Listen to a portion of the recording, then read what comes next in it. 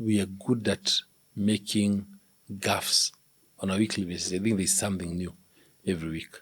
Yeah, if it's not with Tanzania, it's with Uganda. If not, it's with Sudan. It's with Somalia and Somaliland.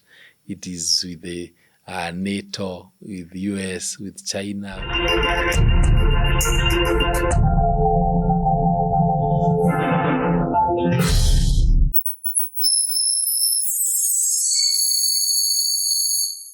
Welcome to Fanya Mambo Africa. Super excited. One, because I'm hosting the youngest ever appointed PS in Kenya. Holds the title to date, I want to believe. Someone who's been hired by 2 presidents to work. He worked. If he delivered, he's going to tell us. And someone who was interestingly fired on a Tuesday. The government could not wait for Friday to fire him for some reason. Mr. Irungu Nyakera, how are you? I'm very well, thank you. Karibu sana to Alfa House. Asante sana, and really thank you for hosting me here today.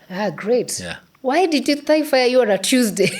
Who gets fired on Tuesday? And actually, it was only done on Tuesday because Monday was a public holiday. So they would have fired you on Monday. Have fired me on Monday. Oh, no. And it was because of a post I did on Sunday. Yeah. So as soon as I did the post on Sunday, the next business day was to ensure that they fire me. Okay. Yes. How did you take that? No, I just felt very flattered that they could not wait for Friday to fire me. Yeah. So to issue a special notice was very flattering, but also at the same time also spoke of a government that is very intolerant, because it's yes, even if they felt that I was not with them, surely they could just have waited for Friday. You wanted the president to go to Mount Kenya without you and wait for Friday? Yes, because even with me not being there were other people there. I was not going to be the only one. Yeah, and I'm not the only one who didn't go. I'm the only one who spoke that they won't go. Yeah, the others just kept quiet. Okay. And didn't go. Interesting perspective. Yes. But you've recovered since. Actually, it didn't affect me in any way. It didn't affect me in any way. As I said, I was only surprised that they couldn't wait for Friday. But in terms of being fired, I was okay with it. It didn't bother me at all. Is it because you had seen it coming? I think I had served my bit, and I felt all along, maybe somebody else should take over from me, because I no longer shared the same vision as the government of the day. Okay. So I felt we are at cross purposes. Wow. There's what they are talking about, and there's what I hold as true, and what I believed would have been the right thing. Right things. That's very interesting to hear from you, because you campaigned for these governments. Yes. You were part of the people that convinced the citizens that President Ruto and Kenya Kwanza had the best interest at heart for the people. What made you just make a switch and decide it's not working? We campaigned for the government on the back of a manifesto. Yeah, so there is a manifesto, the plan, the Kenya Kwanza plan, which we also participated in putting together. And in particular for us at Farmers Party, there are areas and things that we felt that this government had promised that will deliver to farmers. As you know, almost 2/3 of the population, directly or indirectly, through linkages, earn their living from farming. And for that reason, we felt that if this government is going to take care of the farmers, then probably it's a government that we can trust for the next 5 years. Obviously, after that, we didn't see the government kind of forgot what they had promised. I remember actually one of the things that the government had tried to push for, and what they tried to do was actually to go plant maize in Zambia. You can imagine a whole government of a country saying that we have arable land in Kenya. However, we are going to go plant maize in Zambia. Yeah, it is us at Farmers Party who actually went to court and got an injunction that stopped the government from going to plant maize in Zambia. And lucky for them, actually, that was the year that Zambia had the worst drought. And they will actually also have lost all the money, Kenyan money that they would have put in Zambia, but it just didn't make sense. And that's why I'm saying there was a complete disconnect with the ground, as well as kind of moving away from the campaign promises. So yes, we campaigned for this government, but again, we have really not seen anything that we campaigned for. The plan to do farming in Zambia, was it before they appointed you or after? Actually, they appointed me because they realized somebody told me that I am causing a bit of trouble. Yeah, so that was after I went to court. After we got an injunction, that's when actually I was appointed as chairman of KEMSA. What made you believe then, if you were seeing what they were proposing to do back then, that if you get in government, it's going to be different? I mean, if a government can say they're going to plant in another country, then appoint you, and you've already been hinted it's because they want to silence you, and you still choose to join. You see, it was early days. It was within the first year of the government. And for us all, we just imagined that maybe these are the mistakes that a government makes when it is new. And after a year, we will start now seeing things done the right way. But now we are going to 3 years. Yeah, 3 years and the same mistakes that we could have forgiven them because it was the first time for them as a government a year on, but 3 years later, still same mistakes. So I think for us is we gave the government benefit of doubt in assuming that they will actually change. But I must say that with time we realize that nothing will change. You know, those of us who look from the outside would think you're saying this simply because maybe you're asked. So maybe that's one of the reasons, because many would question why you'd be in government for 2 years. Then when you're out is when you're rating that government did not perform as per you expected. You're part of it. Actually, for me, even the whole time I was in government, I was always criticizing things that I feel that might not be right, even when I was in government. If you go to the TV shows I went on before, if you look at my social media, from areas of the SHA, which was in my ministry, Ministry of Health, to areas of finance, the debt levels, the pending bills, the youth empowerment, youth in leadership. All those are things that actually I spoke very strongly about, even when I was in government. And it's one thing, because for me, I feel that just being in a position of responsibility in one area does not stop me from actually criticizing. But we criticize and point out possible solutions that the government can also look at. How hard is it for someone in government, because you're saying you criticized, how hard is it for you to maybe talk to the president directly? Because give and take, everyone, of course, will see the president despite all these things. So rather than coming to post maybe on Twitter or on TV shows, how hard is it then to, look for the president and tell him these are the solutions, these are the problems, these are solutions we think can work? You see, the way government is structured, if I'm in KEMSA as a chairman, I cannot go to talk to the president about pending bills, because he has people in finance who are supposed to talk to him about pending bills. So the way the government has silos, yeah, and so that's why you find that even the people who are in government, you would expect that they'd be talking to the president on a daily basis, but by the time you're looking for an opportunity to talk to the president, you're looking for him to talk on your specific area.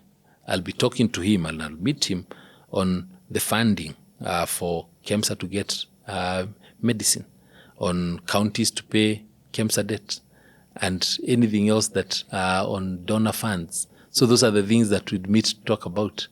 If I meet him to talk about the agriculture, the fake fertilizer and all that, you see now that will be completely out of place. But by putting it out there, and talking to the relevant people in those ministries, I can talk to the PS, I can mention to the CS if we meet, but not necessarily to the president. So it's them, the people who are in that silo, who decide whether or not to tell the president. But we believe the president knows everything. He has intelligence reports that he consumes on a daily basis. And so he and also, we have a president who's been there for over 30 years, who has been in the system for over 30 years. So he understands. So when we're saying something is not working, nobody can lie to him that it's working. He knows that it's actually not working. Very interesting. You've raised the issue of KEMSA, and there are people who think your tenure at KEMSA, some will argue, was the best. Others will say it was the worst. How would you rate yourself? Actually, nobody can say it was the worst, because all the reforms that were done were actually done during my period. I came after I think KEMSA always used to have a scandal. Yeah. But since I went to KEMSA, we never had a single scandal. But we had your scandal. No, we've never had a scandal. You Which yourself. Scandal? Which one? The one they even took you to court because of appointing, quote unquote, they said you had a PA who was appointing people. No. Those were just rumors out there. There is nobody. I was never taken to court. There was never any issue that was raised. I think that was just social media people talking. But there has never been any scandal or any issue that went to any investigative authority during the whole period that I was there.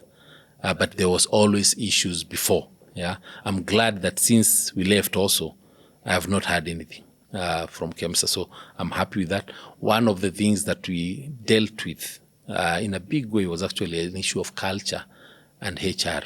Because when you don't deal with culture, then an organization does not even know where it's going. And that's when we came in. For example, I found over 250 staff who are working from home. Yeah. And here you're talking of even security guards, working from home, even drivers. Was that order had not been given by the president, if I remember? But you see, that was done during COVID, right after COVID. And all you needed was actually a leadership that is very firm, because it was the first thing that we did. Bring people back to work. I said, everybody come back to work. Yeah. Then once they're back to work, let's now establish which ones do we need, which ones don't we need. Yeah. They were working on a monthly contract, rolling contract. End of the month, you get another contract. Yeah. And that's what we changed. I gave them a year contract for the ones who are left. Yeah. So that way, somebody starts feeling valued, because you're not there. End of the month, you're expecting another contract. You don't know, 2 months, 3 months, is it 6 months? At least you start valuing people. And when you value them, they also give you the right input. Yeah. So that's actually one of the key reforms. And when we did that, Treasury had stopped funding KEMSA, because it said that KEMSA was overstaffed. And so usually Treasury used to pay KEMSA about 400 million of the salary, the component, but now they were paying zero. So KEMSA was funding 100% of its staff. And so we are the ones then who got Treasury to now resume paying the salaries for staff. When salaries are paid, it means that KEMSA does not have to overprice its commodities, because they are not trying to make a big margin. Otherwise, they'll try to make a big margin so that they can also pay their staff. Yeah. So that's what I'm saying. During that time, there are lots of reforms. We went from order fill rates of 29% to 28% to 69%. Yeah. That's the percentage of drugs that a county making an order will get. So they were getting 28%. By the time we left, it was at 69%. Now it's much lower. Yeah. But how comes we never had that people going to hospitals still get the medication even then? We did. Actually, we were loaded. Even in terms of counties, we went from about 33 counties that were ordering from KEMSA to about 45 counties by the time we left. Yeah. So that time we got a lot more counties now starting, because the reasons why they were not ordering from KEMSA is because the order fill rate was too low. Everything they order is not there. But now when they started seeing that the orders are coming in, and then we started having a very good relationship, and stakeholders started called on all the CEC finance, chief officers finance, met with the governors, started working very closely with the Council of Governors, and in particular, Anne Waiguru, who was the chair, and Muthomi Njoki, who was the chair of the health committee. So that way they started feeling like KEMSA wanted to work with them. Yeah. So those are some of the things that we did that actually made KEMSA to be perceived differently and to improve. If you look at USAID, by the time we left, USAID had been out of KEMSA for about 4 or 5 years. Yeah. And when we got in, one of the things we did is we pushed for an audit that they had been working on.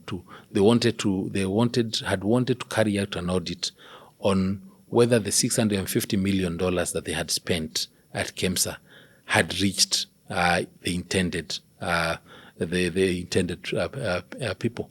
Yeah.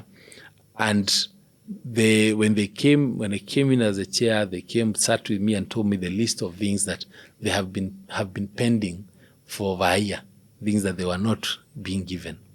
And I called the company secretary.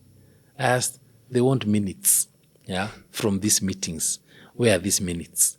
He's like, okay, they are available. I'm like, bring the minutes. Yeah. So they want the delivery notices, delivery notes. Yeah. Yeah, the proof of delivery, yeah. PODs.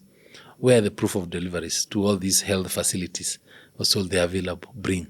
Within a week, we had given them what they had not been given for over a year. Yeah. It's good you've pointed that. Sorry, I'm interjecting on that, because I would want to understand, why is it that always government institutions have that problem? Because in private entities, that's non-negotiable. Yes. But when you come to government, that's why you even hear some things that were to be implemented 5 years ago. Something didn't just. Like, why is it so hard for government institutions to function? This is a question of ownership. It's a public entity. It's not a private entity.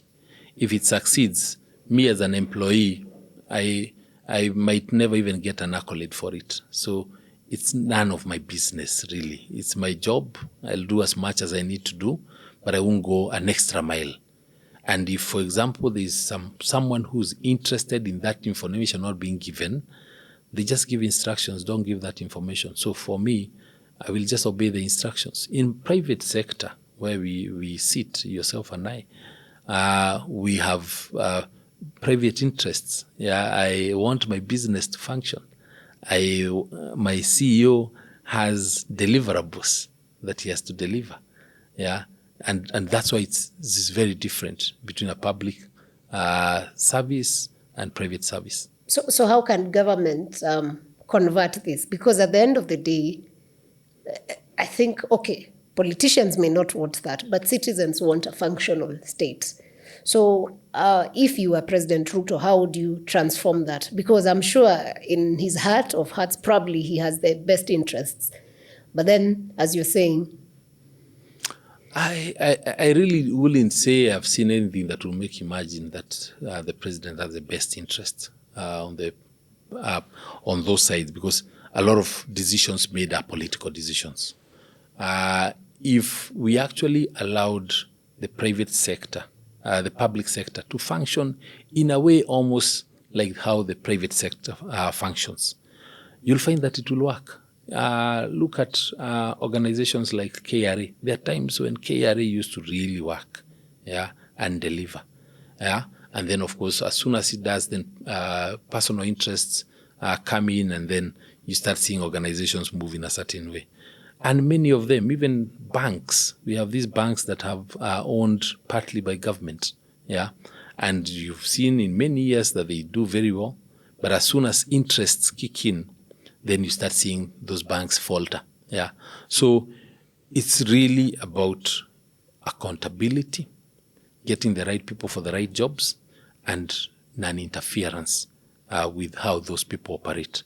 As long as there'll be interference, you will always find that they'll be suboptimal in the kind of delivery and results that you get from public sector. Okay. Still, you worked also in President Uhuru's government, which, of course, I don't know, how would you rate that government first? Because you've worked for two governments. Yeah. How would you rate Uhuru's government? And, of course, for Ruto, I don't even need to ask. I think it's clear from you talking. Uhuru's government was much better.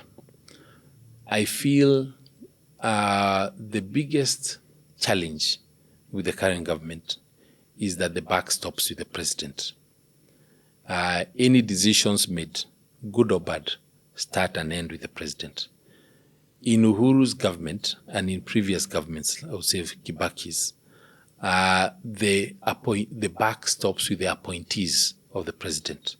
It's the Minister of Health who works with his team in health, his bureaucrats, to come up with policies that will drive the health sector and the reforms based on a broad framework given by the president. It's the Minister of Finance who will come up with the tax policies that will be able to drive the country forward, again, with the experts. So that's how the government was working. When I was a PS for transport, we did a lot. Did the SGR, did the Lapsset, did the reforms in the matatu industry, all those things. We did them with very minimal interference from the government, from the presidency. Yeah, but with a lot of anything that requires the president's input, the minister will get a brief. He'll be briefing the president. He comes back and says, yes, the team, this what you suggested, the president does not have a problem with 1, 2, 3, 4. He's asking about 7. The others are okay. Let's work it around so that it is okay with the president. But now it's upside down. Can you confirm that? Was 100%. It your case when you were before he fired you? For where? For who? For this one. Because you're putting the shift. 100%.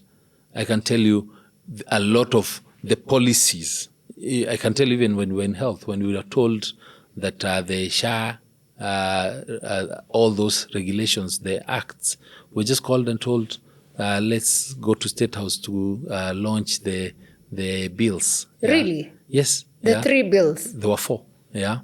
The 4 bills, yeah. And for us, they affected us in a big way because it actually is on how you deliver the commodities, yeah, which we do not even have funding at that point. How are you going to fund them?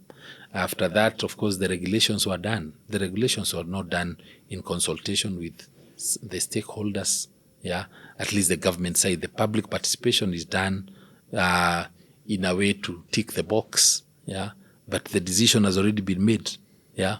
When discussions on NHIF were being done, I remember when I raised some issue, I was told, by the way, once we finish with the NHIF, we also want to disband KEMSA, yeah. I said, it's okay, it's not mine, yeah. But please ensure that it works. That's all I said, yeah. Just ensure it works, because you can't disband 2 critical organizations within a ministry, just one after another, before you even see if it's working, yeah. So that's what I'm saying. That's the difference, because no single person can be able to run a country, yeah. And if they do, either they'll collapse, yeah, or the country will collapse. I find it interesting when people say that the president or the presidency does not consult, because you worked, just working backwards, you are part of the campaign team. So do you want to tell me, when you're drafting the manifesto, the idea was working as a group, or do you want to mean even at that time he did not include people? No. Because I don't understand how someone can just shift. You and I say the same, yeah.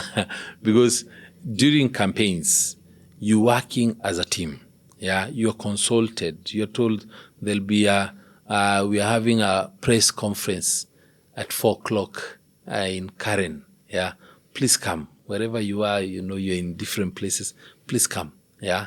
and you are given an opportunity to speak. Yeah, but as soon as, especially for us, we say that because we're in Kenya Kwanza, yeah, as Farmers Party, and as soon as the election ended and we won, I think we were only allowed into the meetings only once, the first meeting. After that, we did not have any other meeting, yeah, for Kenya Kwanza.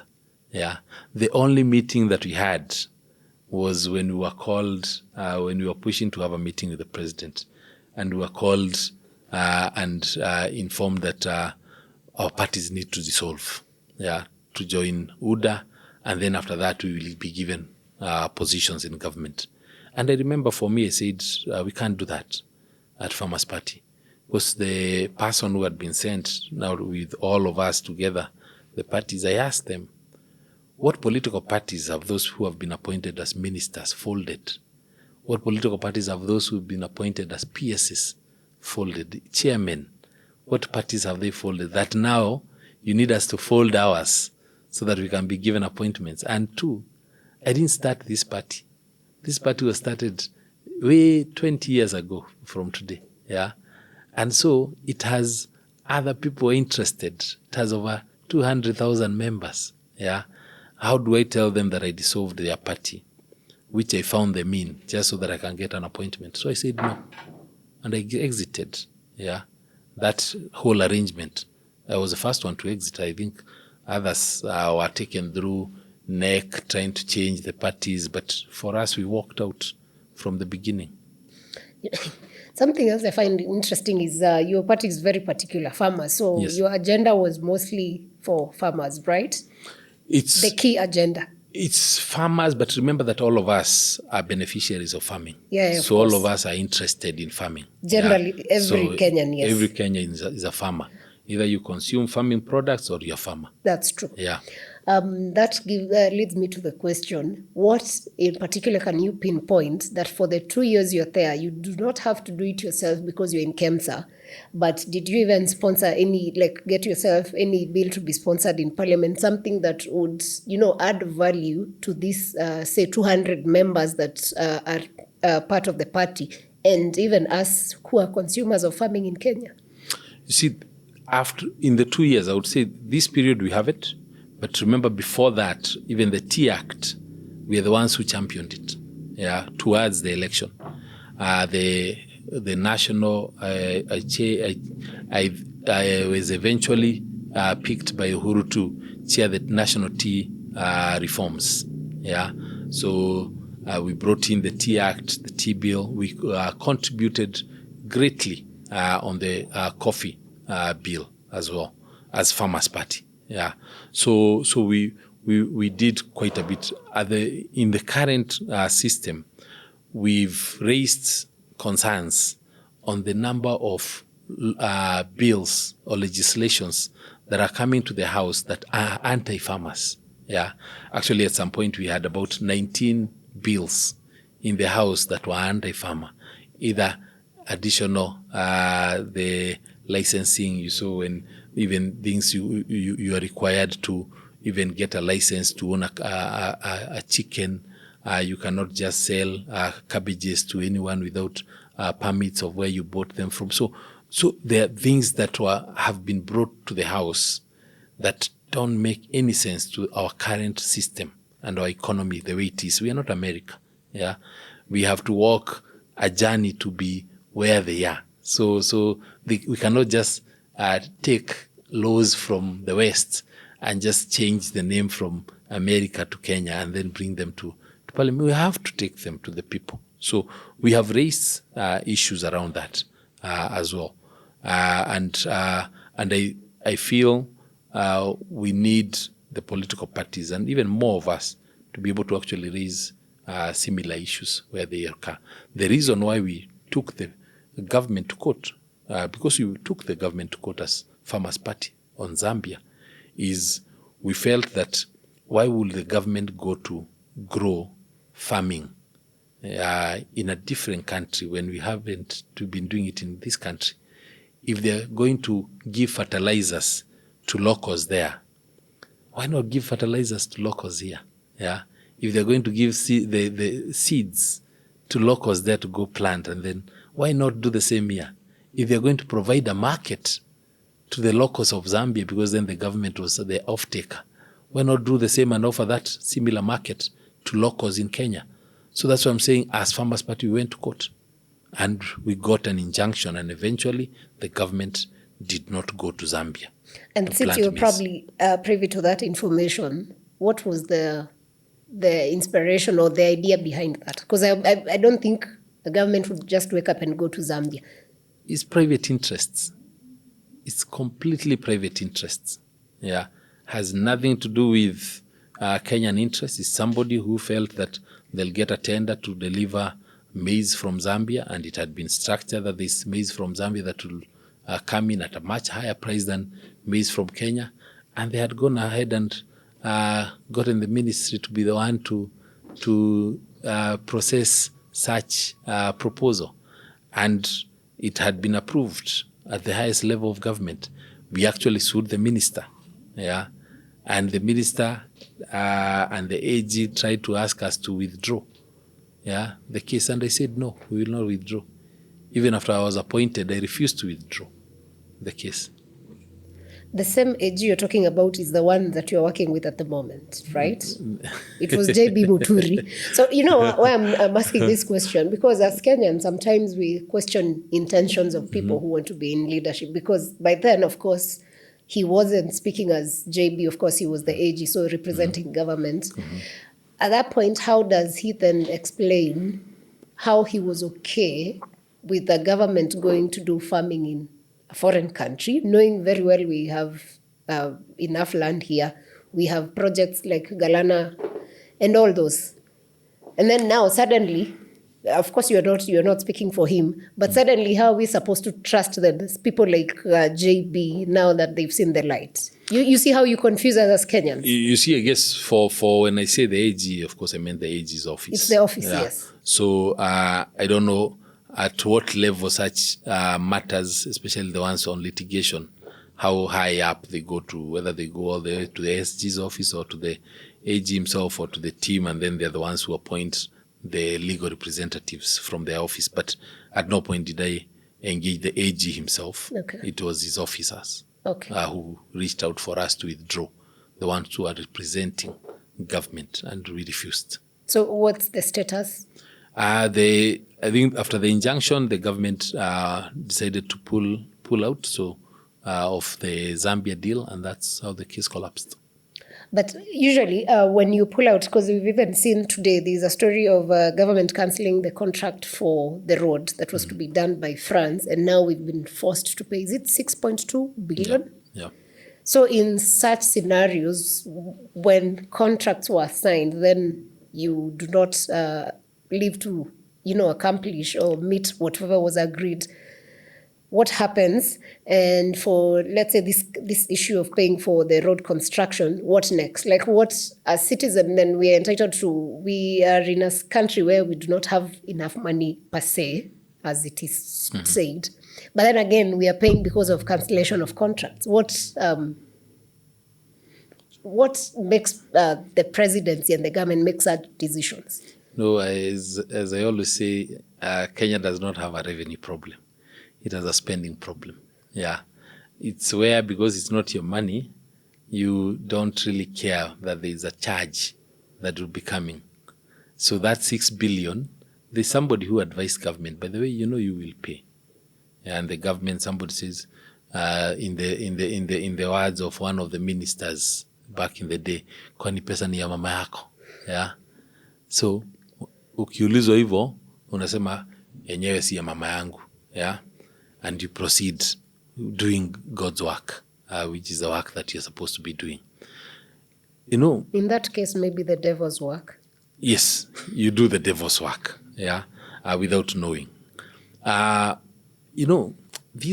issue of the road, it's a very unfortunate one, because I know of it very well, because I was in transport. Yeah.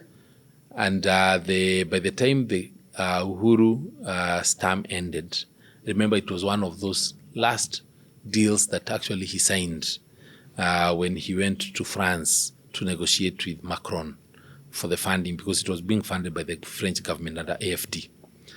And yes, it was a consortium of French companies that won the tender.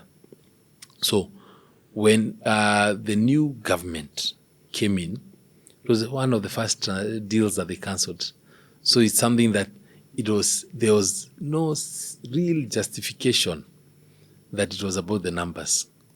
It seemed more that it was about individual interests, yeah, and that's why shortly thereafter we saw Chinese companies won the tender, and I believe they were awarded.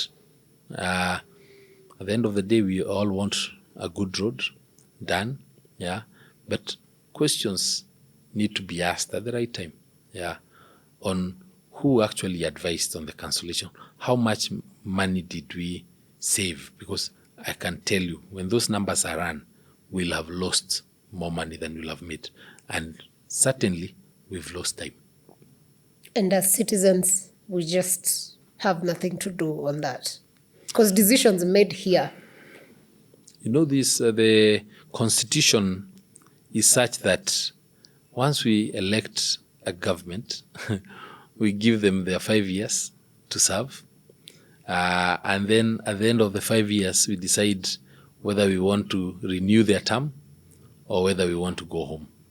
And that's why you find that a lot of citizens are completely dissatisfied with the direction that this government is going. And that's why a lot of the citizens actually want, crying on having this being a one-term government. Sometimes we listen to these things and you just get tired. You were the PS for transport, and some of the projects that were big during your tenure was, of course, there was the Lapsset, there was Isiolo Airport, and there was the SGR. Yeah.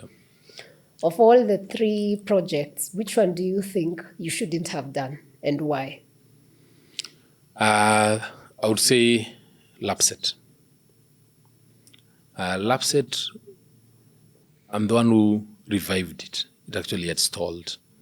I remember when we were in Naivasha with the executive and legislature, the parliament, with the President Uhuru going through the budget allocations. And I really pushed. Every time I stood, I said, Lapsset, Lapsset, until the President called the chair of our cluster and the CES for finance and told him, get him some 10 billion as we had discussed to restart the project. And that's how the first 10 billion came into Lapsset. And you see, Lapsset in itself cannot be successful. Lapsset, I mean the port in itself cannot be successful. It was a corridor. That's why it was a Lapsset corridor. Yeah. It's a corridor that starts at the port, has roads or rails taking out goods from the corridor, but also has a destination or where are these goods going. Yeah, the goods are supposed to be going to South Sudan through the Nakodok.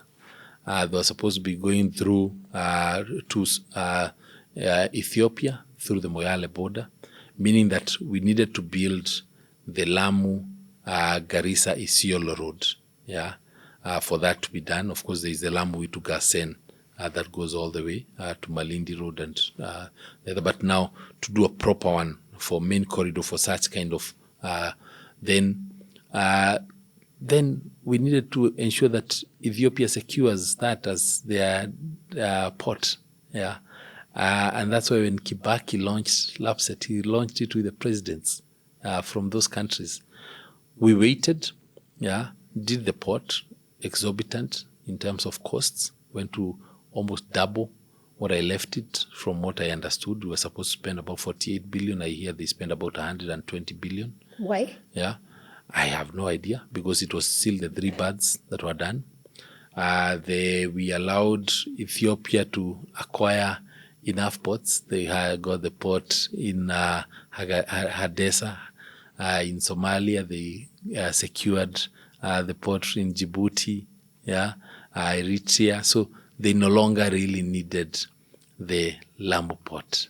And I remember that time I talked to the CEO of Lapsset, who was at that time, especially when Ethiopia secured the Somalia deal through Dubai port. And I told him, you guys, what's going on? Yeah. If you lose Ethiopia, then Lapsset will be dead. He told me, no. We will, eventually something else will come up. Yeah. He was so nonchalant about it, yeah, that it's more of, now just leave us alone. You're no longer our PS. Yeah. So I went there to Lamu, I believe last year, to the port. And I found one ship which had one ship inside. Just one. Just one. Yeah. And I went there, I spoke to this guy, I think they were from Oman. And they told me we've been here for about a month. We've been waiting for people to bring us sheep. Yeah. They've been telling us they're bringing us livestock, cows, sheep, goats, for a month. But we've not received anything. They had docked the only one ship. What do you think made it that we were not able to negotiate with Ethiopia and Somalia well enough? I know there is, of course, geopolitics involved, but where did we fail as a country? Because it is our failure then. It's what we call none of my business. You see, once then, and you see, the biashara, yeah, is on construction. It's not on implementation. Yeah. So an implementation is not easy. Implementation takes more effort than actually the construction, because it's bringing together the interests of people, selling them the vision, up to where you actually see there's something has come out of it. And that's where the problem lies. We are good at the talk, we are not good at the walk. So from where you sit, did we just waste money on that?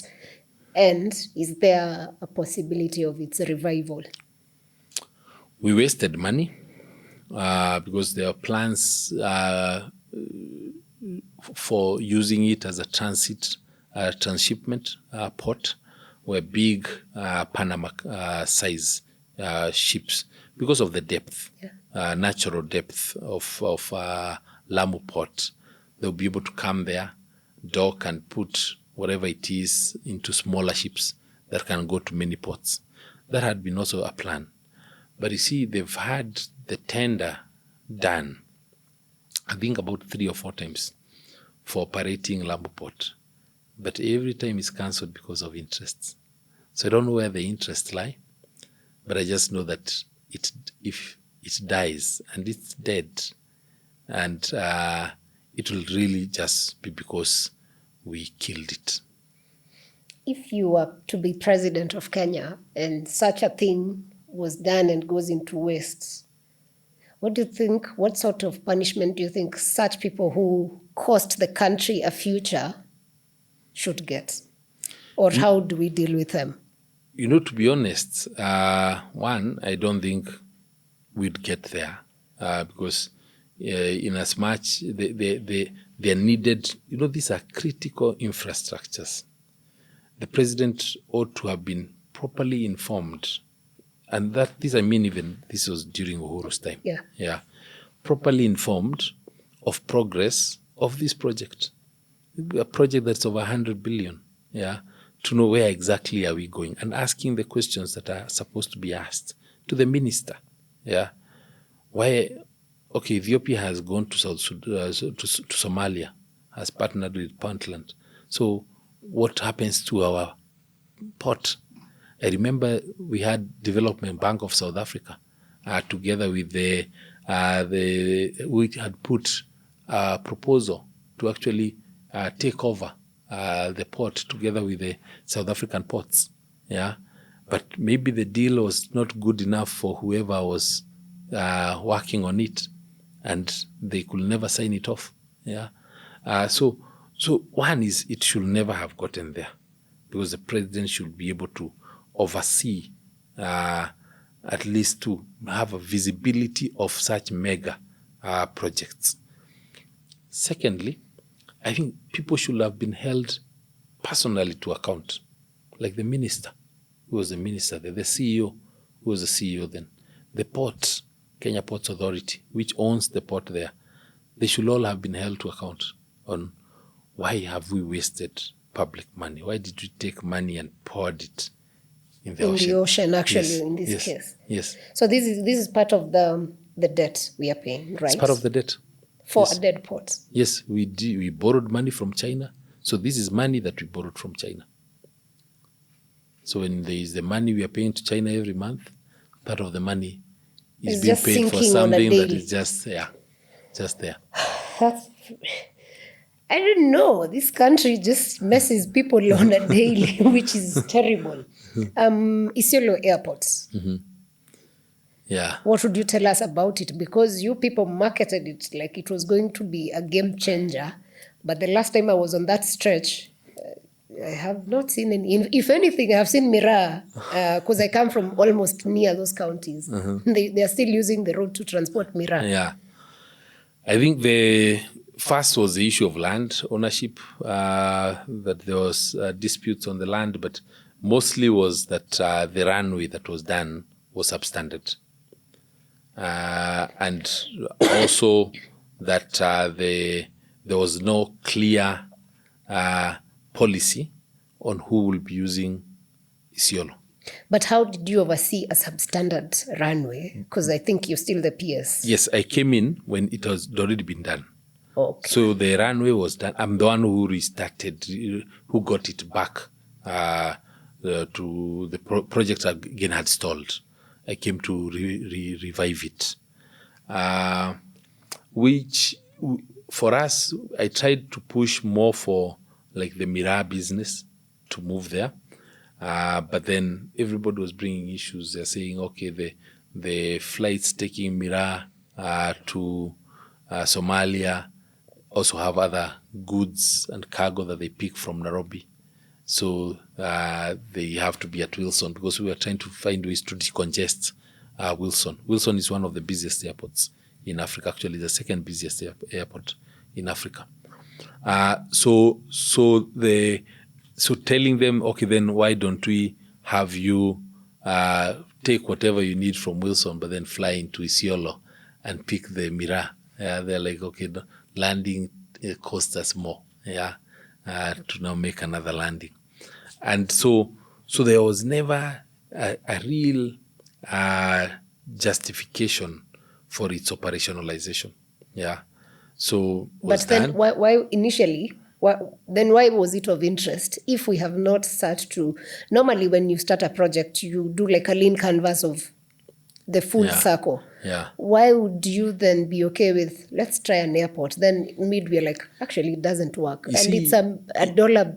It came with the devolution, and you see counties lobbying for something. See, like I believe it's the counties, the Meru, Isiolo, the northern counties that lobby to have an airport. Yeah, and then the budget was allocated, and while we've seen many airstrips done, and they were done fairly with minimal budget. Yeah, this one was done with a very big budget. Yeah, by the time I went there, it was pretty much complete, other than the runway, which was complete but had cracks all over. Complete but with cracks. Yes, it was cracks. That's why nothing could land there. And then because of the way it had been done, they had gotten some other consultant to come up with a technology to now repair the cracks. The guy had done the work but had not been paid any of their fees for the whole time, so they could not deploy their technology. So that's now what we are trying to push for them to be allowed to deploy their technology through being paid. And that happened. They did. They deployed the technology, but it didn't last long. But at least the first flight landed. It's just the first. But when you see such white elephant projects, because that is what they are, and you worked in that ministry as a PS. The PS is like the engine. Yeah. How does it make you feel? No, very sad, especially the Isiolo one. Because and do you feel guilty? No, not really. Because for on my part, that's what I'm saying. I did it close to the completion, but then I was moved. That's when I moved to planning. And you see, once you move from one state department, you cannot keep following up on what is happening where you left.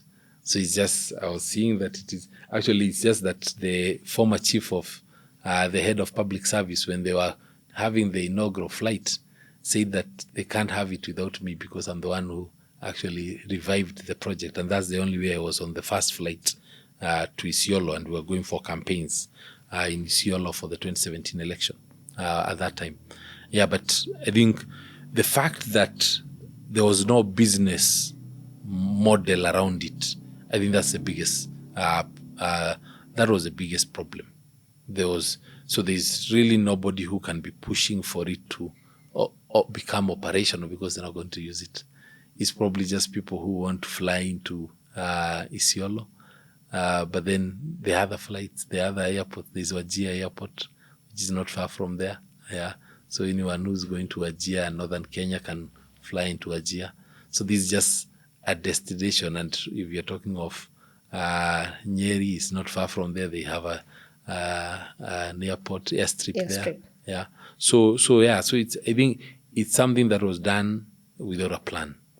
So the government usually has a lot of money to spend. That's why I said we do not have a revenue problem. We have a spending problem. SGR. Yes. Another sort of white elephants. I don't know how you look at it. But of course there are benefits. I mean, nowadays you can go to Mombasa in 5 hours and, without wondering why buses are overtaking anyhowly. But when you look at the cost benefits, was it worth? And when you compare with what our neighbors, say Ethiopia, are using, did we invest in the wrong train? I think first the SGR was a brilliant plan. The world was moving away from the meter gauge. For you to get the speeds that you need and the efficiencies that you need, the world was moving towards the standard gauge rail. So not just for anything else, but even the equipment and the infrastructure. So if it's the trucks, the locomotives, they were no longer manufacturing locomotives and trucks for the meter gauge. So if you're using the meter gauge, then you just have to keep using old equipment. Yeah. So it was moving in the right direction. Two things. One, it was supposed to be electric. Yeah, electrified. So what we did is we created provisions for electrification later on. One, because we didn't have enough power supply in the country at that time. So we felt that we still need a lot to invest more in power before you can even. But two is because of the cost of additional funding. I think it was coming to about $500 million. So about 70 B just to do the electrification between Mombasa to Nairobi. And So as it is, it can be converted? It can be converted. Okay. Actually, we left the provisions for electrification. But of course, if you convert, also you have to change the infrastructure. So you have to bring electric locomotives. But that the provisions are there for that. Yes, we can move passengers from Nairobi to Mombasa, Mombasa to Nairobi. But the intention of the train system is actually not necessary. You don't make money from moving people. Yeah. You make money from moving goods. And we needed to move goods through the SGR, particularly for 3 reasons. One, we needed to get the capacity of SGR at around 48% for it to actually break even. The loan was a 20-year loan for us to be able to pay the loan during that period and all that. So we needed to get it to 48%. So that's how we needed to move more cargo. 2, road accidents. We felt, and it was certain that by moving more trucks off the roads and also people off the roads, then you reduce the accidents. Thirdly is the efficiency. You see, the cost of the finished product in our shelves was about 35% on logistics. The logistic cost is about 35%. In the developed world, it's about 4%. So by us having the SGR was going to increase the efficiency to about 16% of that cost. So by and large means that you can actually even export locally manufactured products outside the country. So the tragedy, again, was not in the implementation of the SGR. It was not in the construction of the SGR. It was in the implementation. One, we went ahead to do phase 2A, which was Nairobi to Naivasha, without an industrial park in Naivasha. The intention was that you have an industrial park, about 10,000 acres, where you bring businesses to get power from geothermal, from Olkaria, have power, cheaper power, they're able to manufacture, we create jobs, and again, you have proper rail sidings from the industrial park to the SGR and lowers the cost of any goods that are in the market or exported. We did not do that. Instead, the railway went to end in Dukamoja, a place that had one shop and no roads. So that was, again, wasteful. Was it, again, the way government likes working backwards instead of planning before? On this one, I can tell you 100% that we had the intentions to put it up. I spoke to the president not once, not twice, not thrice, on the importance of us actually putting up the industrial park, because I told him there is no point of us spending 120 billion to get the train to Dukamoja, because we did not have approval of funds beyond Naivasha, from the funders, from the Chinese government. So we were actually hiring to take the train to Naivasha for us to put up the industrial park. So without the industrial park, it was a waste, because now we are paying a loan on a section that is not being used. There is no reason to use it now. Even the ICD there. It's not. So that was one. Two, the issue of the policy that guides usage of the rail by the trackers. We had an organization that more of a task force that I had put together, that brought in all the stakeholders, from trackers to the shipping lines to CFS operators, who then come up with the pricing. How much will we charge a container on SGR? How do we then now require, Sarah, you're buying something from China, your final destination, you're not putting Mombasa, you're putting Nairobi, so that we'll just take it off the ship onto the train to the ICD in Nairobi, But then for that to happen, you as Sarah, you'll need to look at how much does it cost me if I bring it to Nairobi through SGR, versus if I got it to Mombasa, then I have a truck bring it up to Nairobi for me. And also remember, there'll also be another cost of you moving it again from the ICD to wherever you. And if you look at those prices, it's a lot more expensive to move it by SGR. And that is a real disconnect. The reason why, the last time I checked, the capacity on SGR was about 16%. That's about last year. I doubt it has improved. Isn't it why you do, what is it called? The research you do before. Why would government want to have a project? Then now you're working backwards with trackers, people involved, and they're like, no, it doesn't work like this. Still go ahead. Even with that information, go ahead and implement the project. No, again, to my defense, I moved. That's the time I also moved to planning. See, I was moved to still PS, but to planning department as we were doing that. And that's when now they got an operator, different operator, to run it, and then they did all those numbers and the policies themselves. So what the intention had been that actually you have the price on the rail is cheaper, because I said the SGR does not have to pay off in 20 years. That's what I kept reminding them. It does not have to pay off in 20 years. It can pay off in 50 years. Yeah. But let's be able to pay our loan. Yeah. And let's move the tracks off the road. So, when I see the government now talking about the expansion of the Mombasa road, then they're saying it's, I think, $3 billion, $3.54 billion. I'm thinking, isn't it cheaper to actually fix, the SGR? Because, yes, make it a bit cheaper, It will not cost you $4 billion to make it cheaper a bit, Make it a bit cheaper, move people onto SGR. You'll have less trucks on the road. Move these trucks to Nairobi, where then they do the last mile.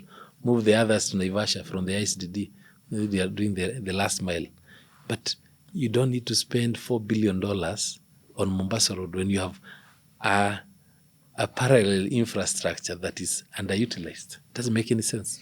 But maybe they're looking at it in terms of now human traffic, not like public, not the goods. But most people, if they have an option of SGR, they'll move with SGR. It's faster, as you said. It's 4 hours. Moves at 120 kilometers per hour. It's 4 hours. Maybe the in-betweeners. When I get to Mombasa Road, I do not have to end up in Mombasa. Mm-hmm. So maybe this in-betweeners also. Because as Kenyans, there are many. People are buying land outside town every day. So maybe, you see, like when Kibaki was doing Thika Road, what if he reasoned in the same? Now Thika Road would be, I don't know. No. You see, all I'm saying is at least make it work. That's true. You see, because most of the people, the people who move are public transport. Majority is actually public transport, not even private. So you'll cater for them by having even more trains. In terms of we had even proposed double stacking of trains, where for cargo. So the same ones you can stack twice, and it allows the weight. We had even said, let the people like Dev Key and the others who have a lot of goods that they move, the steel, actually be allowed to run their own locomotives on the SGR, and they pay. Let those truckers actually run their own locomotive instead of having a truck. Get whatever. A train for yourself. Not a train, just the cabin. Not cabin. These ones are the ones for cargo. The ones just for carrying cargo. Just have one that is yours. Which you can rent to others. You can lease to others. So it makes more sense. But you have to think of it harder. Than it is. So that's what I'm saying. We are talkers, we are not walkers. Okay. I don't know if you're aware of the China 2013, it was called Road Belt Project. Yes. When you see Chinese do such a thing, because their goal is to connect the world actually, yet for us here, even our own connection is becoming a problem. Are we even serious that we really want to move Kenya from a third world in comparative to such projects of the China Belt? Mm-hmm. You see the Silk Road. Yes. You see the Silk Road was supposed to come through the Lamu or Mombasa. Those are the entry points for Africa through East Africa. But you see, these things are also geopolitical. It's also how you are aligning with them. So I think when our political interests shifted from the Chinese to the West, they also were not as keen to engage us on that. I don't know whether now I'm seeing that we are both in the West and East, so I think both of them will pull out. So I don't know. But that was going to be a huge advantage for us because then Essentially, it just speaks to the investments that will come, easing the barriers to trade with the East, because most of our trade is actually with the East. Yeah, so it will make it much easier, much cheaper, and in that way, creating more business, creating more opportunities for local people. How would you rate our diplomatic relations as the country today? And how different is it from what we've had? I think we are good at making gaffes on a weekly basis. I think there's something new every week.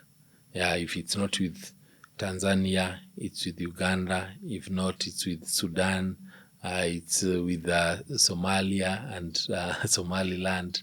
It is with the NATO, with the US, with China, with not Kazakhstan. We had the other country in Europe.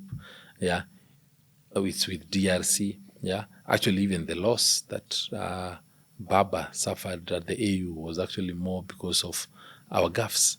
Yeah, and wrong alignments and interest, and a lot of these things, by the way, as we've been seeing on all these headers, every so often something has you're not sure about why is this happening, but sooner or later we see a headline that tells us, that's actually why this was happening. Yeah, I was the chairman of KICC when we were seeing the RSF forming the opposition government at KICC. And you were hosting them. Yes, we were hosting them. There. Yeah, we were hosting them. Okay, I was not even there myself, but there were instructions, that they should hold the meetings, that the meetings have been approved at the highest offices in the country, highest offices. Yeah, so those are not even things that any of us had a say on. Yeah. And we saw last week, was it Somaliland opening offices in Kenya? Yeah. We had issues with Sahrawi. Yeah. I think we still have. We still have. Our CS was in Morocco last week, actually. Yeah. Yes. Yeah. So you see, if other people don't know, we went to. I remember when we supported Ukraine, and really it's not our war, but they're telling Russia to stop the aggression, So there are all these things that I feel from a diplomatic front, it's not even an E, it's below an E, yeah. When you look at the Trump presidency, of course, we are in June, so that's about 6 months in, and the cancellation of funding in areas like USAID. How do you think that is going to impact Africa, but particularly in Kenya now that you're at KEMSA, so you understand what it is they were doing? I think a lot of America is going through its own challenges. And they also seem to have big problems with debt and spending, and I think that's what Trump was trying to address, but you see, the USAID was not just about spending America's money. It was actually what America was using as its soft power in most of these developing countries. By coming to Kenya and providing some money through USAID, then there are certain benefits that America was able to get from Kenya that they wouldn't otherwise be able to get. So that's why those funding might not run out immediately. They were moved out of USAID, but a lot of them are still being funded out of the State Department in the US. So, but not everything. I think there'll probably be a lot of cuts. I've seen even on the Global Fund, the funding is way less. Actually, I think they've withheld it fully. WHO, they've withheld it fully. They're talking about pulling out. So we'll see this. But you see, we spent about I think, was it about 20 billion on on HIV, the funding that we get. But I've seen that so far, State House has spent about 12 billion this year, and they've run out. They need a bit more. Yeah. So it's, once again, it's not about the revenues. It's about the spending. We are wasteful. Yeah. If we put the money in the priorities, the right priorities, we won't need to keep holding begging bowls. We can actually fund our health budget. And even on that 20 billion that we spend, there are even new drugs that have come up.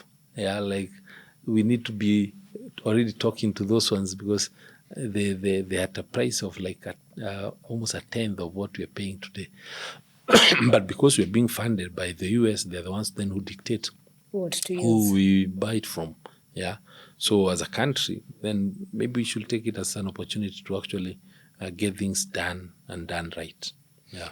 You've mentioned, of course, USA, besides funding, it's a way of soft power operations for benefits. Maybe for what is mentionable, what are some of these benefits like countries like US get from, putting in money in Kenya? Diplomatic, even in terms of for the military bases, the landing of the military, how we treat their citizens. So the voting at the UN Security Council, yeah, how we deal with their enemies and their friends. So there are so many things where they need a vote from us. Even African Union, maybe they need something done. They need you as a friend, an ally. Yeah, so they, being a superpower, of course, they'll need us a lot. Yeah, in them trying to get as many people behind them as possible, and they won't get that without some form of something that they pulling put strings here and there. I'm asking because sometimes I feel like as Kenyans, we really don't get how these geopolitical operations work. And someone will be thinking a decision was made by government because of this reason, without realizing maybe it was something we did way back that is leading to that.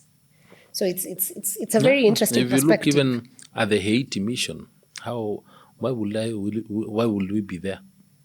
Doing what? Yeah. We have been spending our own money waiting for the US to refund us. Yeah. UN is the one that's paying us, US. So we are taking money away from printing examinations to take to Haiti. Oh, that's not ours. Yeah.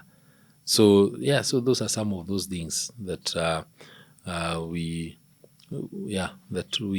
have to support them because of that soft power. But when you remove that, then we are on commercial terms, which is better. Commercial terms is better? Yes. Because then you are not, by the time somebody comes and tells you, please support us in Haiti, you're like, okay, so what do we get for it? Yeah. They can say, we fund your health budget. Yeah. Yeah. Interesting. Okay, back in Africa, every person who comes on this show, I always want to know from them who is their best sitting African president and why. I think for me, I do like Mahama from Ghana, and more because I've interacted with him quite a bit, and also the fact that he actually went into power. He had challenges with the debt. He was out. Yeah. He lost, and he still came back. Yeah. Yeah. And I think that's why you see that Ghana continues to be seen as this beacon of democracy in Africa. They have their challenges, major challenges. Debt. Debt is key. Yeah, but I find him to be a very sober leader, Mahama. And also he was a great friend of Kenya. I do also like, in one way or another, Ramaphosa. Yes, again, a very difficult economy. Yeah, South Africa is a very difficult economy, mostly because of the inequality. Yeah. Between the haves and the have-nots. Yeah, but I think while every time we go there, you realize that things are not where they ought to be, but also a lot of systems also still work. But also democracy in whatever form still works. We don't hear of those atrocities and all this. There are things that we don't hear about even when you go there. You talk to the people, they say, yes, we work, it's okay. Even the people that the other time I was thinking when you're talking to people and the blacks, and you see you're talking about Malema, and they're like, no, we don't want Malema. We want the system that is there because we feel we have jobs, the economy is growing, we are able to afford education, the government is taking care of us in our healthcare. So yes, there are those who are very abrasive and would want that change. But surprisingly, a lot of them still fully support the government. Of course, I think it's also the fact that ANC is quite established in South Africa. Yes, so, yes. Interestingly, you're the second person who's said different presidents. Yeah. Constant, of course, I've had guests who said President Ruto for reasons, of course, they had their reasons. And the other name that has gone with everyone else is the Burkina Faso guy, Ibrahim Traore. Yeah. I actually was expecting that you'd mention, but now that you didn't, what do you make of him? Of course, he's not an elected president, but from what we are seeing, if it's anything to go by, he seems to be working for the people. No, I always support civilian rule. I'll always support civilian rule. Yeah, and I don't. I think there's a way they do it in West Africa, but I think generally I'll always support civilian rule. Yeah, great. Yeah. So there's you see, even the issue of accountability. Today, we are able to say that the government of the day has failed because they promised us. They stood atop all these vehicles, went around, gave us manifestos, made promises of what they will do for us. They've been unable to do it. And so we can actually hold them accountable. And the Constitution allows us to hold them accountable. What about a military person? They made no promises to you. Everything they do for you is benevolence. Yeah, you take it. That's how Museveni has been there for as long as we've been alive. Something years later. For something years. And you see, they can't say that he made promises. When he came in, he just made promises that he will have a better government. Or rather, he has removed the other guy. Yeah. The dictator. The dictator. So for me, I'm always in support of civilian rule. Okay. Nice. Always the best anyway. Yeah. But in terms of performance, it's not always the best, unfortunately. Yes. Yeah. Yes. So you're very well educated. Not even quite. You're very well educated. You went to Starehe, for those that don't know. I said it because if it was someone from Alliance, they will make sure it is known. But you went to Starehe, then you went to US, you went to UK, and you got all this education. Yeah. When you look at the education you got, the quality vis-a-vis what is happening in Kenya in the education sector, what's the problem? I think, you see,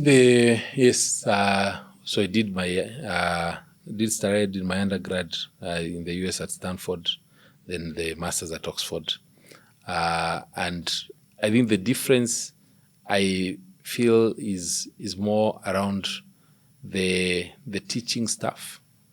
I feel we don't take care of our teaching staff as much. And in that way, one of the things, they don't make it a priority either. They do their job. They do what they need to do. Two, we don't invest in research.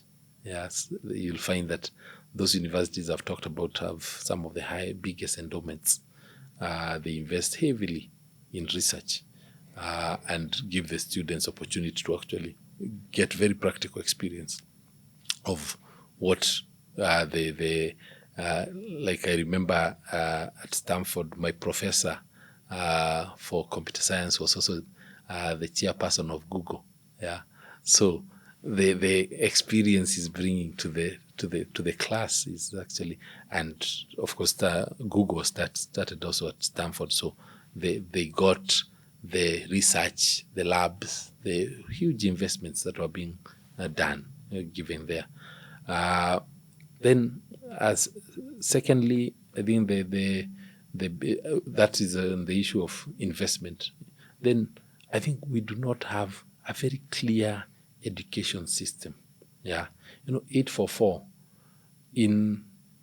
I don't know why we decided to move this other direction. Okay, there was a CBC and all that. It's now CBE. CBE, Last week, yes. Yeah, that you see that changes. The week 2 months ago, when we all went up in arms, they had said mathematics will not be optional. Will be optional. Yeah. So it's like try and error. So we are not very clear what exactly do you want our children to achieve once they are done studying. Do you want them to finish and go work outside this country as maids? Or do you want them to come back here and serve the nation in different capacities, doctors, engineers, teachers, nurses, policemen, whatever it is, yeah? It's not designed, at least 844 was clear. The current system sounds a lot of trial and error. Actually, parents themselves don't even know what classes their children are in. They don't know when their children will be sitting exams, or where they don't know when they're getting them uniforms and when they are not. Teachers don't even know which classes will be full and which ones will not. Yeah, yes, we've transitioned them from junior. Now there's some empty class where they've gone. They need more classes because there'll be more. They're coming from all over. So I think it's not been very well thought out, at least the transition. And that's why we are seeing even things like they don't even have funds for exams. But parents didn't even know that they're supposed to be having exams in the first place. So I think it's one of the areas that if we lose it, we lose our future. We have to invest in education. We must, by all means. We must invest in education. Yeah. Wow. Yeah. If you were the CS education, what different would you do today? Because it's a crisis, actually, that every day we see it on stories, we see parents, we see teachers, we see even the CS giving instructions and retracking. So, all these things, when you actually say public participation, it should not just be in word, it should be in deed. You actually need to sit with the users and they tell you what exactly is happening.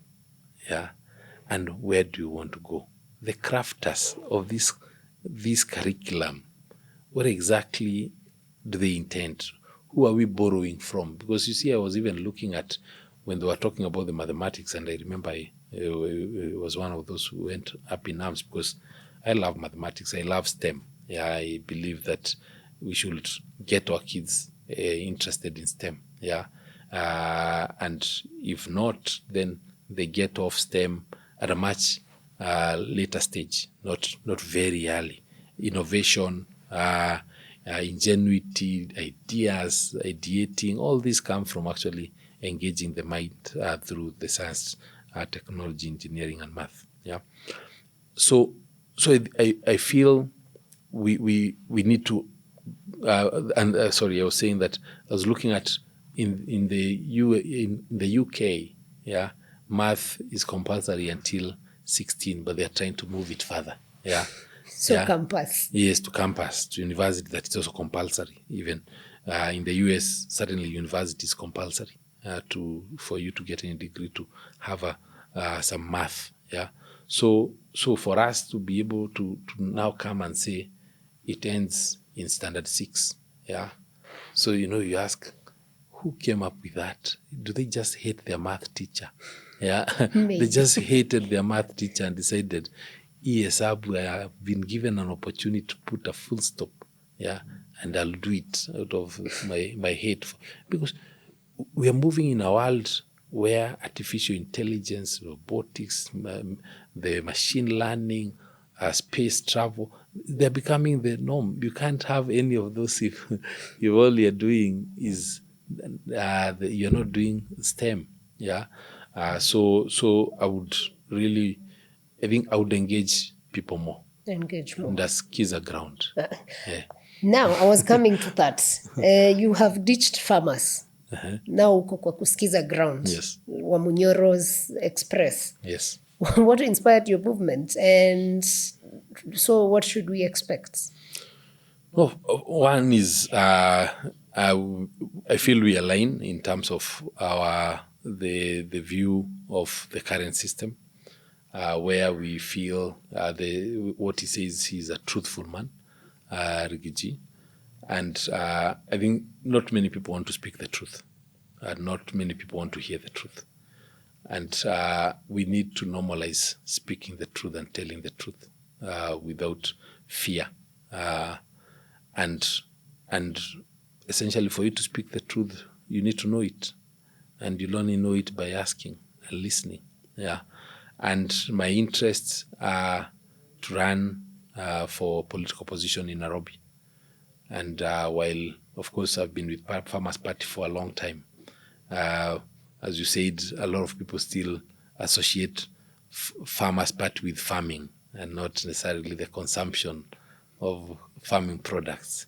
So in Nairobi, of course, then the party that is more in people's hearts is a party then that speaks of their issues and interests on a daily basis, which is DCP. Oh, that's your feeling? Yes. Okay.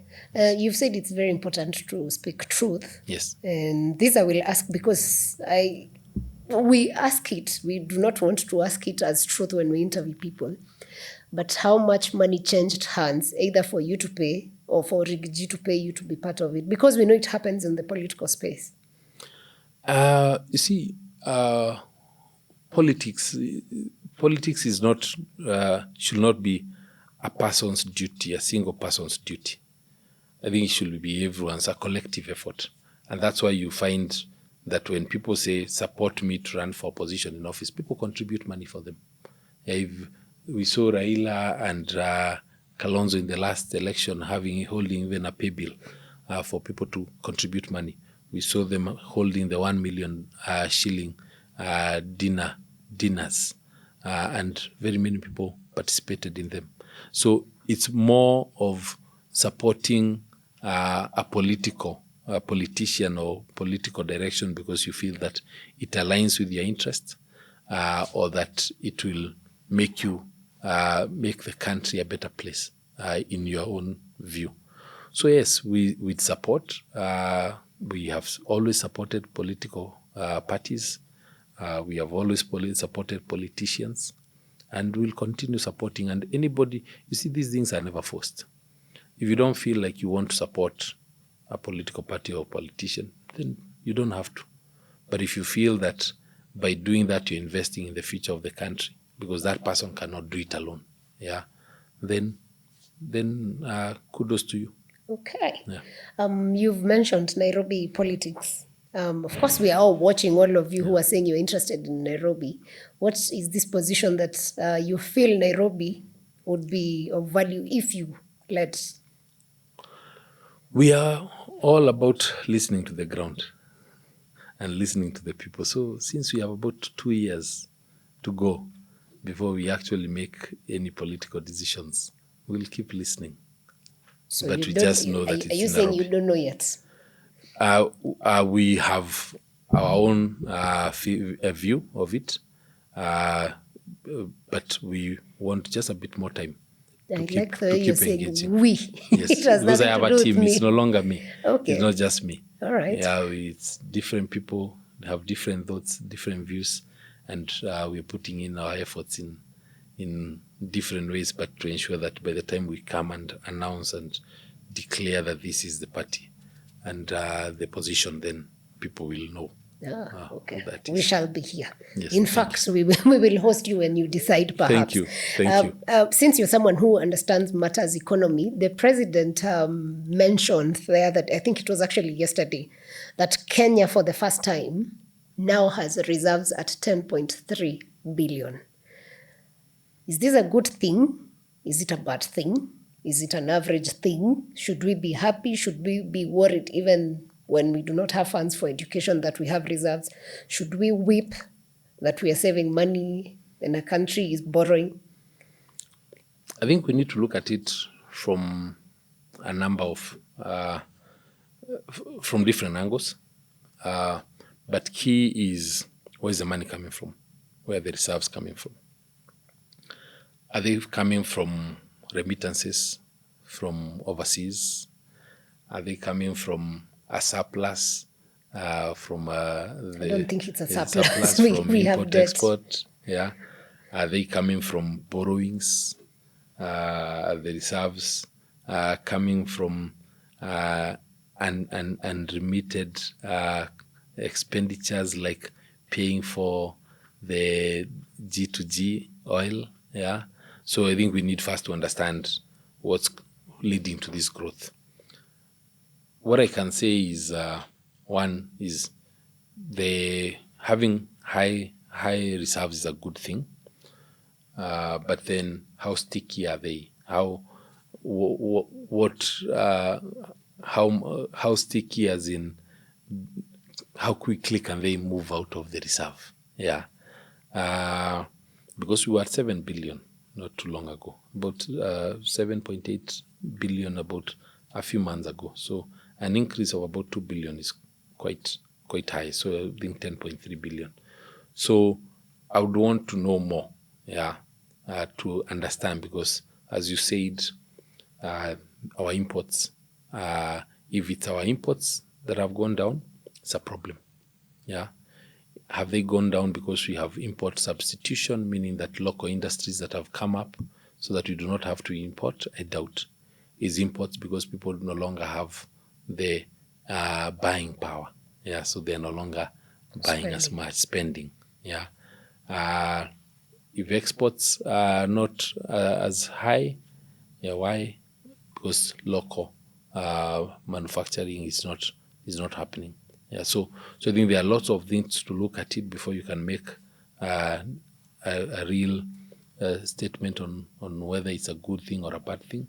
But just looking at it will not be able to come up with a... Okay, for basic understanding, when you have reserves, that's a good thing. Yes. But when you have reserves and you have debts, how does that work? Number two, when you have reserves and your people are sleeping hungry, then how does that work? Reserves, all they do is, we look at them as how many months of import, what they call the import cover. Usually, World Bank, they say 4 months should be the minimum, 4 months cover. So I remember I was in Peru a few months ago where we met with the central bank.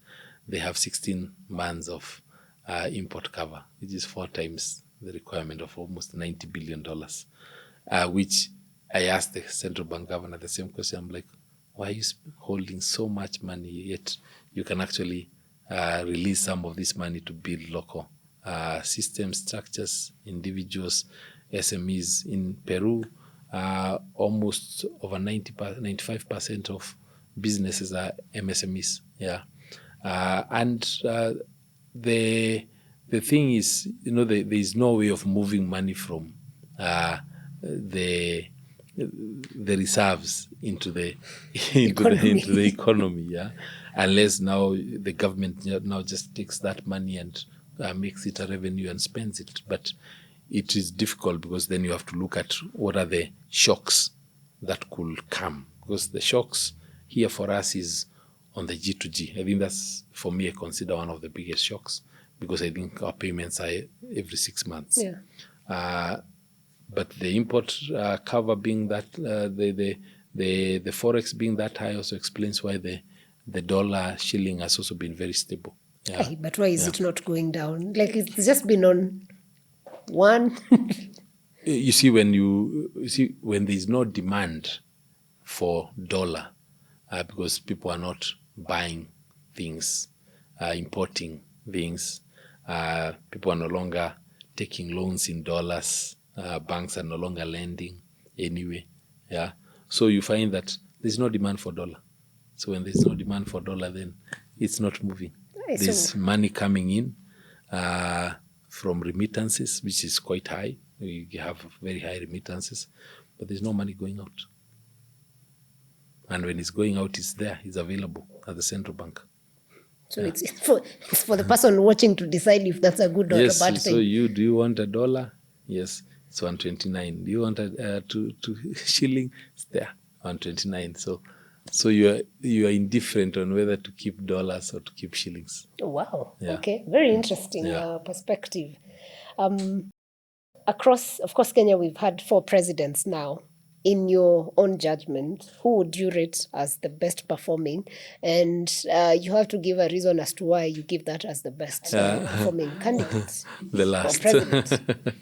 I think I would say Kibaki did a very good job. And he did a good job because it's on the economy. He did a good job because, he's the one who brought in the Vision 2030. And the Vision 2030 is what has been guiding us up to where we are, to bringing Kenya to a middle income economy, which we have not reached. We are there in the middle income. And his policies also brought in the infrastructure. His policies brought in the M-Pesa. They're the ones that brought in banking and normalized credit. Yeah. So people were able to borrow money from banks. Before, banks were not lending. Yeah, I think the essentially, for me, I'm a businessman, so I look at a government that brings policies that boost business. Here's an economist. Yeah, the one that I would say then comes second is Uhuru. Yeah, because he was a good student of Kibaki, and he was able to carry on the policies of Kibaki. Probably one of the areas that he didn't succeed in is on the borrowing. While this government has borrowed way more, the Uhuru government also borrowed significantly. Yeah. And the problem is when the money is available to borrow and you're just borrowing, you'll always spend it. And that's why even you and I, the reason, if I went to my bank today to borrow money, they'll lend me money. Yeah. Yeah. But I don't, because I don't think I have to. I can still try to live within my means. Yeah. But if I have a real reason to go to the bank, it will make sense. Nowadays people are even borrowing on phone. Yes. Just because you can access. Yeah, because you can And that's access. why we ended up, I think there was that... what was it? The one that President launched, Hustler Funds. And we ended up having billions that have not been paid, simply because people could borrow, perhaps. Yes. So, interesting. Yeah. Okay. You didn't rate Kenyatta 1. Is it because you had no idea, or you just feel he didn't... Because he had the opportunity at independence? Yes. I felt his job was really to put Kenya together, which... he succeeded to in one way or another. But then, I think all we hear about is really just how the cronies benefited. My grandfather was Mau Mau. Yeah, so, and I did not see, they didn't benefit from that, but there are very many people who actually benefited. So I think there is not much that I interacted with for me to be able to speak on it. Okay. Yeah. Of course, Moi, I wouldn't even ask. That one we have everyone has read. I think history judges everyone. Yeah, but I would say the current one is worse than the Moi one, because we had expectations. See, they say that when you expect something, yeah, and you think something will be different, you judge it harder, yeah, than when you had no expectation. I think as we came in, when Moi was already there, we had We had no role to play in that administration. Okay. But on this one, we actually participated in forming the government, one or another, Okay. either individually or collectively, directly or indirectly. So we all had expectations that have not been met in any way. Agree. In some ways, I agree with you totally. What do you think is the place of the youth in politics now that you're also part of what is it called, DCP? What's the place of the youth? The youth are very important. One is because they're the majority, and two, that it's their future. Yeah, but at the same time, you grow in leadership. You don't find yourself at the top. You grow in leadership. You grow through experience. You grow through networking. You grow through even learning other people's mistakes. And what any government must do is they must mainstream youth. They must ensure that youth are in every level of government, so that they learn. I really liked what Uhuru did or attempted to do initially with the CAS's positions, which is bring in youth who have a future in politics. They are not at minister level, so they're not the ones creating the policy. They are not at PS levels, so they are not accountable from a spending, or the level of accountability is less, so they cannot be pushed too hard. But then they're somewhere in between. They're able to learn. They're learning statecraft, the government system, how government works, how people make mistakes, so that in time, for those positions opening up, minister, we can throw in somebody who's already been there. PS, you can throw in someone who's there. Even presidency, you can have somebody who's already been there. Even now, elective positions, they can run for elective positions from there. What personally I feel is their position, the one position that should not be a youth position is a president's position. And actually, that's why I've said it before, and I'll say it even now, and I have no shame in saying it, that if there's one thing in the Constitution that I can change, if I was allowed to change, was to move the minimum age for president to 65 years. And I look at 65 years, and I think even if somebody did 10 years from 65, they'll be 75. If you've lived 65 years without crazy money, you have no reason to amass crazy money now. If you've lived, by the time you're 65 and you're already being considered for a position of national leadership, there are things that you have learned and ways that people know you that you do not want to betray, by just turning around and being something completely different after that. And that position is about your experience. It's not about how fast you make decisions, but how much thinking you put into making decisions. You're not looking at it about what you accumulate yourself. You're looking at it as how will you be remembered. That is assuming that fools don't grow old. But then that fool will not be the one who's made people managed to cheat people for 65 years. So those ones, the fools who grow old, are still not as dumb because of experience.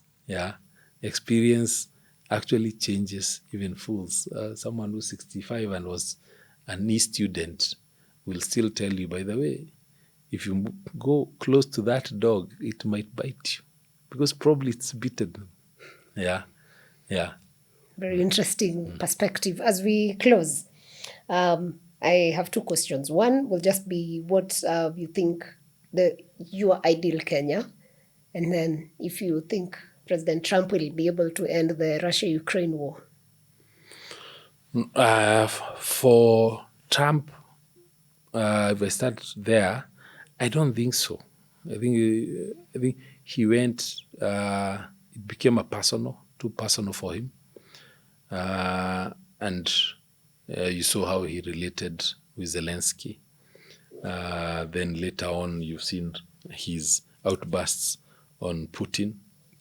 So I think he went in, he immersed himself too much emotionally into it. And I feel that if you're going to help solve a situation, you can't go in too deep. I think you need to stay in the periphery so that you can allow, that way when people feel that you are not biased, they'll be able to actually trust you and work with you. Also, interest shouldn't come out too easily and too early. You know, when he was talking about the deal for Ukraine and minerals, and then on the Putin, so it always now seemed very commercial rather than humanitarian. Of course, it's also about looking at stakeholders who are the other partners. He's really rubbed off Europe in the wrong way. So I think even the people who want him to succeed are fewer. While if he had started out by bringing everybody together and not wanting to come out as the hero, he could probably have made a better, given it a better chance at success. In terms of the ideal Kenya, you know, at independence, we talked about a Kenya that we rid of disease, illiteracy, and poverty. Yeah. I think that's still the Kenya that we want. Yeah. Because fundamentally, those are the three things that people want their government to take care of for them. The rest is about hard work. If it's to become rich, you putting together the economy for people to work hard. But there's abject poverty that the government is supposed to ensure that we do not have. It's health systems the government should ensure that we have. It's the education system that the government should ensure that we have, that then takes our children to where they'd want to be, actually to have the world as their oyster. Wow. I hope we can get that someday as a country, because I think every Kenyan wants the best for this country. And if we get that, then we will have achieved what our forefathers foresaw, even when they were fighting for independence. Wow, Mr. Nyakera, it's been such an insightful time having you. Very open, and I love that about how you were willing to share about the failures and the achievements that you did. Not many people want to share their side of the failure for reasons better known. But thank you very much for coming through. We wish you the very best in your decision about Nairobi. And once you decide, we will also have you maybe some other time, because there's a lot that we can talk about. Thank you. Thank you very much. And also thank you for hosting me. I've watched a number of your shows. Very insightful, incisive, and you do bring the best out of the people that you bring here. So keep doing it, and God bless you and the team. Thank you very much. God bless you too. Yeah. To you who's been watching, I hope you enjoyed the conversation as we did. Thank you for watching to this end. If you've not subscribed, now is the time. You see the quality of guests we have. And just a reminder, now we are on Spotify, if that's where you catch your podcasts. Thank you for watching. We'll catch you on the next episodes.